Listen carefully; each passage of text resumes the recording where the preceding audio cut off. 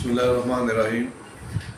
अहमद सली रसूल करीम। मैं जी बहुत मशकूर हूँ DPO साहब सियालकोट का, जिन्होंने मुझ पर इत्मीनान करते हुए मुझे थाना हैडबराला में बतौर SHO तैनात किया।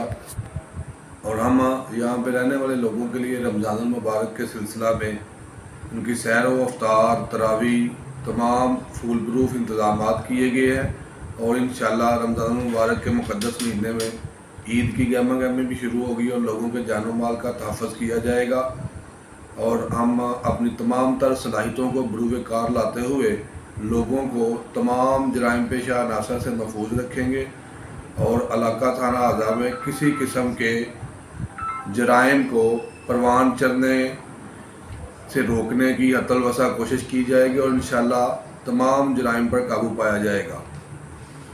इसके अलावा हमारे इलाके में कोई किसी किस्म के मंशियात फरोशों, जराइम फरोशों और जराइम करने वाले लोगों के लिए कतई कोई जगह ना होगी और इंशाअल्लाह लोगों के जान माल का तहफ़्फ़ुज़ किया जाएगा।